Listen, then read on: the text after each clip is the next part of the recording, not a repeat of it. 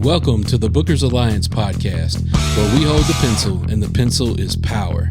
Coming at you right now is your host, Marky Mark, along with the man, the myth, the legend, Frank Donaldson. Join us as we discuss the ever-changing landscape of professional wrestling. So hang on tight, you jabronis, and enjoy the ride. Welcome in, everybody. Grab yourself a ringside seat and let's sit down and enjoy our conversation for today. We're going to be talking about the best announced team, what our picks are. Before we get started today, though, we want to talk about something real serious, though. We want to give a shout out to the King, Jerry Lawler. We want to wish him the best. He just had a massive stroke. Obviously, though, he's had a cardiac event live on the air before. So we wanted to give a shout out to the King, Jerry Lawler. And actually, we need to let's pop a top here to Mr. Lawler. Absolutely. And we thank Mr. Lawler for all of his commentary over the years. And like we said, we wish him best.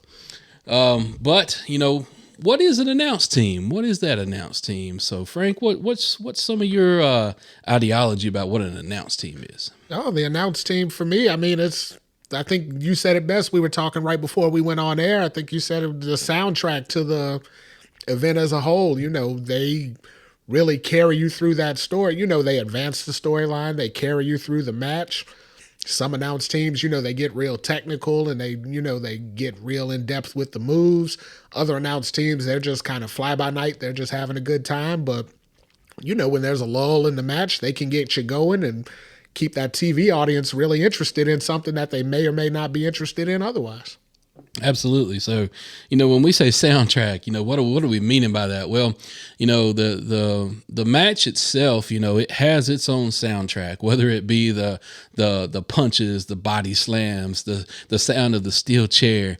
But sometimes the emotion comes from what you're hearing on your television set from the announced team, whether it be, you know, JR going ham over Austin, or whether it be you know, the King going ham over puppies, you know, so whether it be something like that, or whether it be somebody just taking a moment to explain. I mean, you got to think, what if somebody's blind out there watching the product? You know, they are their eyes. The eyes and ears of the show. Right.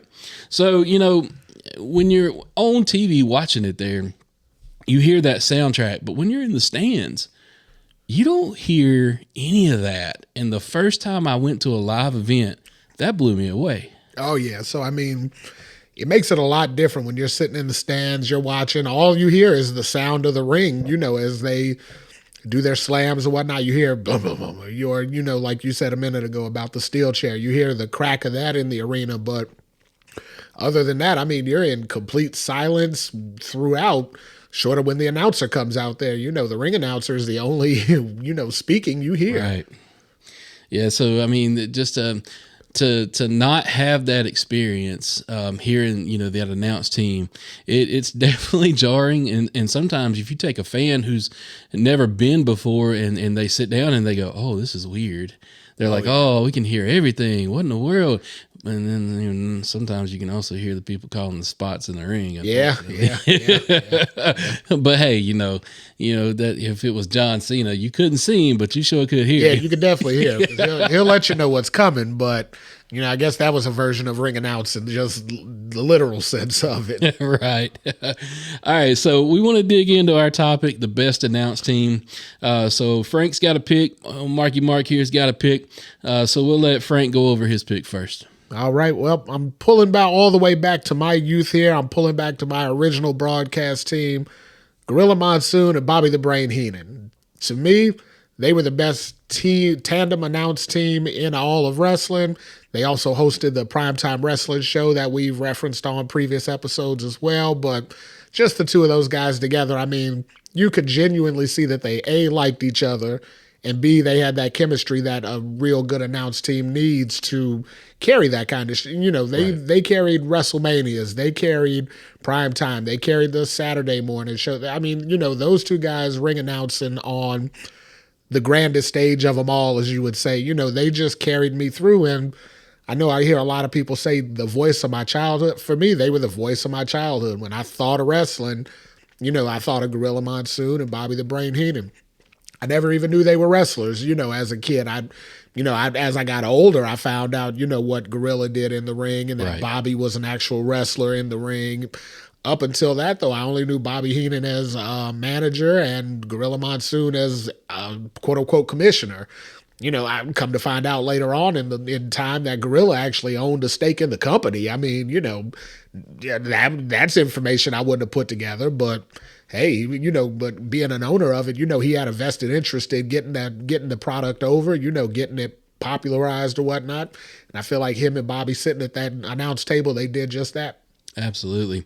So one thing that I remember about Gorilla and Bobby, the banter back and forth between the two. Oh yeah. I've never laughed so hard sometimes at the comments they had between each other. As Frank says, his job is here to pop, me, and Heenan would be trying to pop Gorilla. Oh, yeah. And then Gorilla would try to pop Heenan. It was back and forth.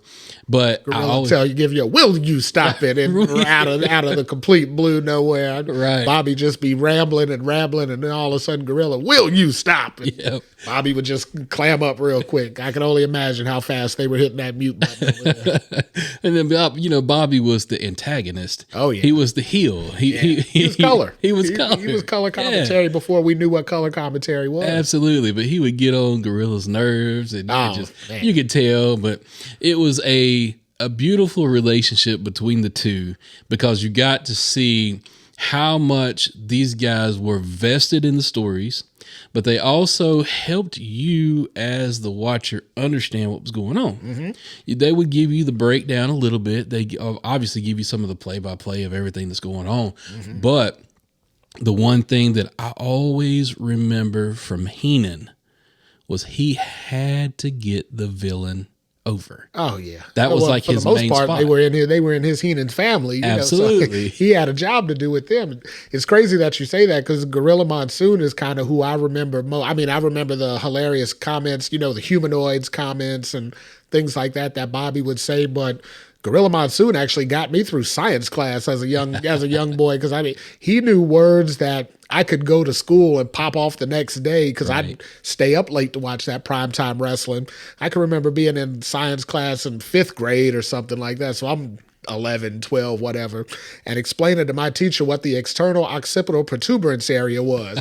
And the teacher said, what? What? Exactly. And I said, the external occipital, it's the little bump on the back of your head. And that's exactly how Gorilla would deliver it. Anybody out there who's listening that watches those old prime times or those old wrestling shows, you've heard that before. But anytime somebody would fall on the back of their head, Gorilla tell them, he just hit the external occipital protuberance area. And Bobby would always be like, he'd say, what? What? And he'd say, it's the little bump on the back of your head. So yeah, being able to tell your science teacher that, your science teacher looking at you having no clue what you're talking about, and you're just up there just saying it like you sound like you know exactly what you're saying, stuff like that just made them so memorable to me. Again, as a young guy growing up, you don't know that kind of stuff, no. But being able to say, hey, I learned that from wrestling, teachers would just hate hearing that. They just hated it. So that takes us in, from one era of an announced team with Gorilla Monsoon and Bobby Heenan. We'll go into my pick for my favorite announced team, which was good old JR and Jerry the King Lawler. Yeah. So obviously they were the announced team that was the soundtrack for the Attitude Era. Mm-hmm. Some of the stuff that they were saying on the air, there's no way you would get away with that now. Oh, no. Oh, my God. No, absolutely not. As a youngin', I was trying my best to keep up and understand what they was talking about. But, when King was talking about puppies, hey, we all understand. Puppies are cuddly. They're cute. They're snuggling with puppy. Come on now. Yeah. What was not to love about puppies? Nothing wrong with a motorboat with a puppy. Hey, why not? I knew right. So I was a little bit older in the Attitude Era. So yeah, when King was talking about that, I was right in there with him. I'm like, yep. Everything the King saw, I saw. So he always had that quick, just quip about him. He had always had something to say. Again, again, whether it be PC or not PC, back then it didn't matter. It just flew. Hey, it was a Wild West back then. And then you had good old JR, which JR had a way of trying to keep the king wrangled in. He was trying to make sure he was, keeping focus. And, if there was a lady manager down by the ring, he wasn't letting the king lose his focus. Oh, yeah. But the king also, or JR also, some of the best sound bites that I can remember, JR talking about Austin stomping a mud hole in him and walking him dry. Yep. Or when Taker threw Mankind off the Hell in the Cell and oh my God, he's broken in half. Oh, yeah. Or, oh my God, he's busted open. There you go. We'll come back to busted There open you there. go. So, oh my God, he's busted open. Dave LaGreca. Yeah. Send us a shout out. Yeah, LaGreca. give us some love. Give us some love.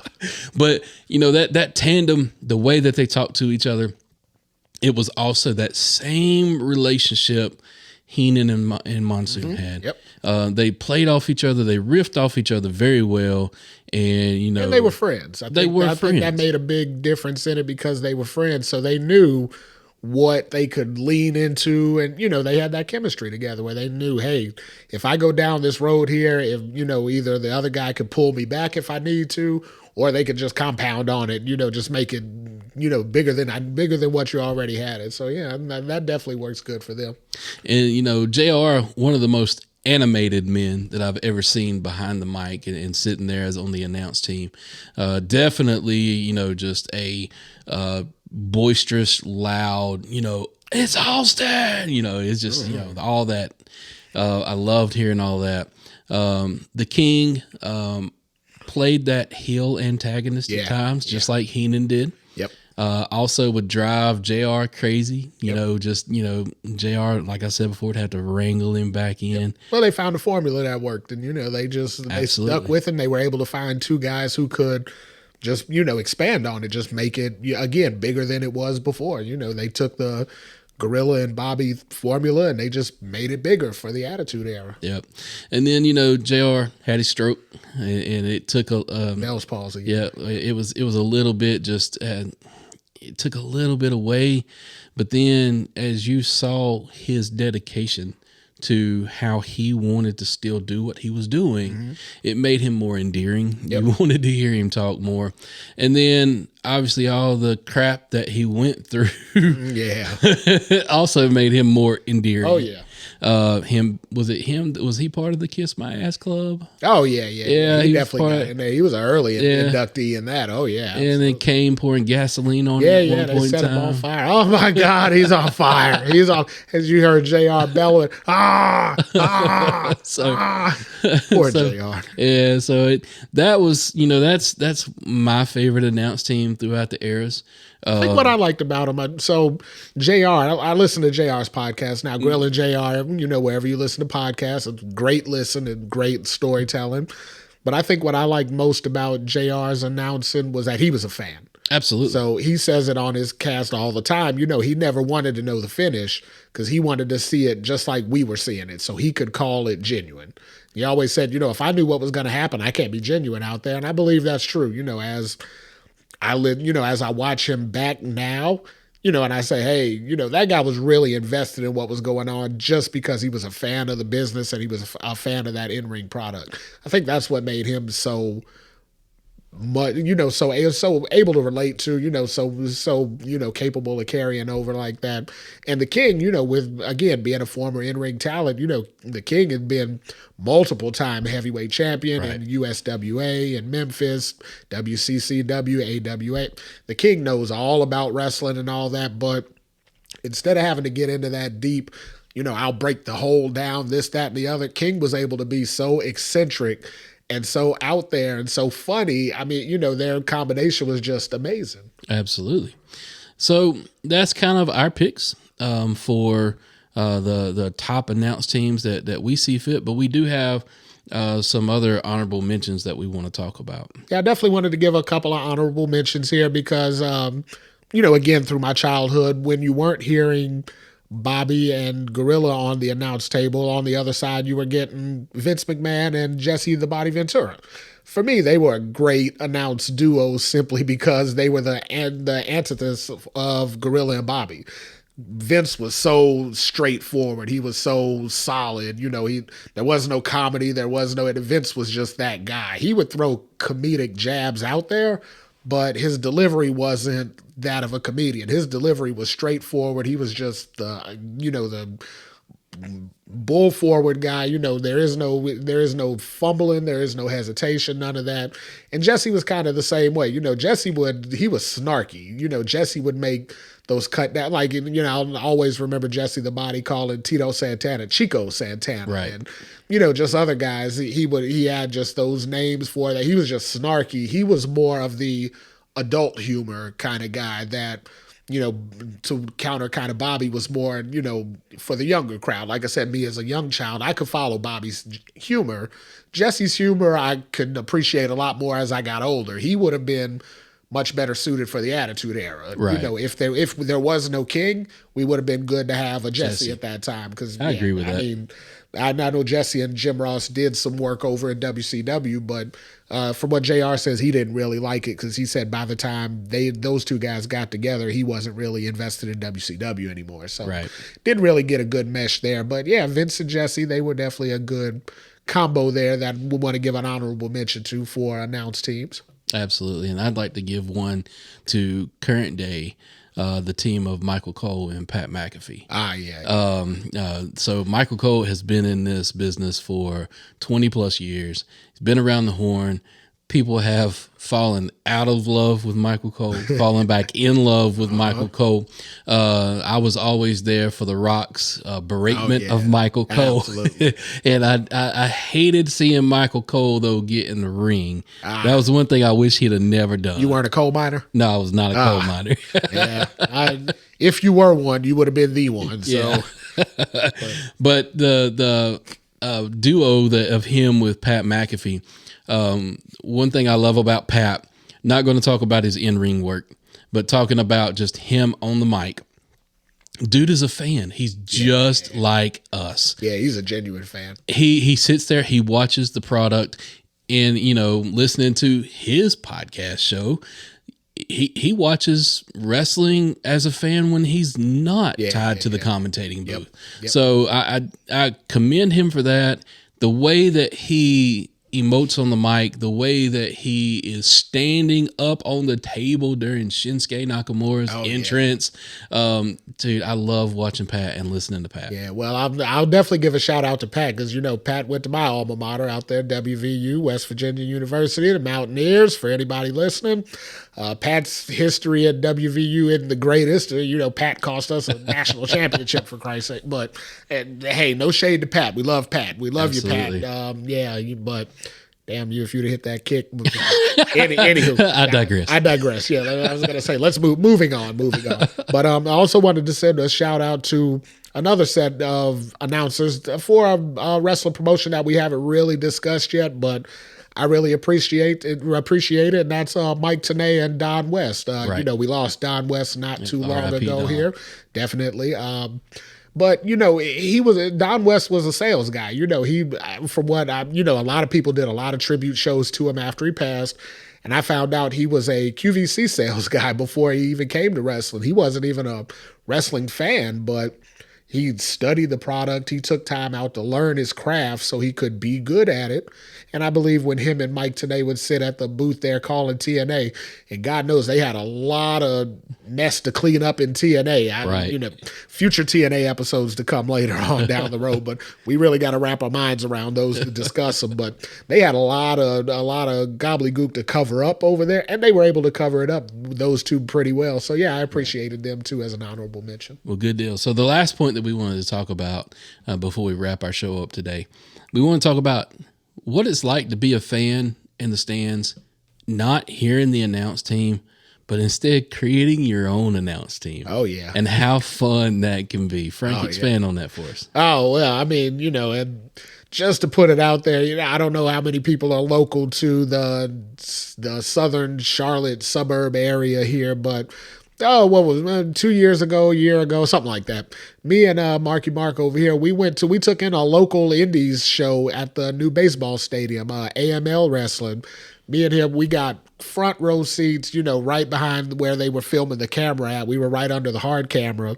And and I told him, I said, hey, let's just announce this thing. It's indie wrestling. We half knew the guys. Buddy Murphy was there, and we were calling, Right. he was Buddy Matthews, and we're calling him Buddy Murphy all night. So we didn't necessarily have our A game that night, but I mean, just the experience. It just made the experience, all the much better because we were calling it, kind of like the infancy of this podcast. Absolutely. That's kind of where the idea spawned from after we had so much fun doing it. But hey, just doing stuff like that, where you're not able to hear it, you're sitting there watching some good live wrestle with a good friend, have a good time with it, call the matches, but, be Bobby and Gorilla, be Jesse and the King, or Jesse and Vince, JR and the King, take it upon yourself to do that. And hey, you never know, just have some fun with it. Absolutely. And that's what it's all about at the end of the day. Being entertained, raising hell, having fun. That's what it's all about. Oh, yeah. So with that, ladies and gentlemen, we would like to thank you for listening to our podcast today.